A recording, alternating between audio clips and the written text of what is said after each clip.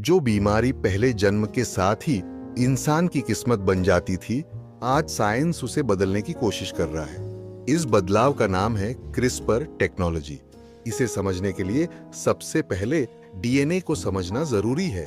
DNA हमारे शरीर का इंस्ट्रक्शन मैनुअल होता है, बिल्कुल किसी किताब या कंप्यूटर प्रोग्राम की तरह, जिसमें लिखा होता है कि हमारी आंखों का रंग क्या होगा, शरीर कैसे काम करेगा और हमें कौन सी बीमारियां हो सकती हैं। लेकिन कई बार इस मैनुअल में एक छोटी सी गलती यानी एरर हो जाती है। यही एरर आगे चलकर कैंसर, थैलेसीमिया और दूसरी जेनेटिक डिजीजेस की वजह बनती है। अब सवाल उठता है, क्या इस गलती को ठीक किया जा सकता है? पहले तक इसका जवाब था नहीं।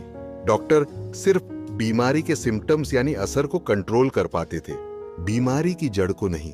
लेकिन क्रिस्पर टेक्नोलॉजी ने इस सोच को बदल दिया। क्रिस्पर एक तरह की मॉलिक्यूलर सीजर्स की तरह काम करती है।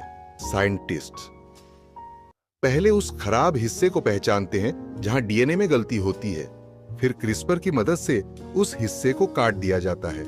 इसके बाद या तो डीएनए खुद को सही करता है या साइंटिस्ट उसमें सही कोड जोड़ देते हैं। इसी प्रक्रिया को डीएनए एडिटिंग कहा जाता है। इसका सबसे बड़ा फायदा यह है कि इलाज बीमारी होने के बाद नहीं, बल्कि बीमारी की शुरुआत से पहले किया जा सकता है।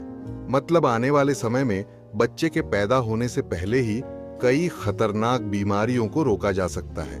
इसी वजह से साइंटिस्ट्स मानते हैं कि भविष्य में कई ऐसी बीमारियां जिन्हें आज लाइलाज कहा जाता है, पूरी तरह खत्म की जा सकती है।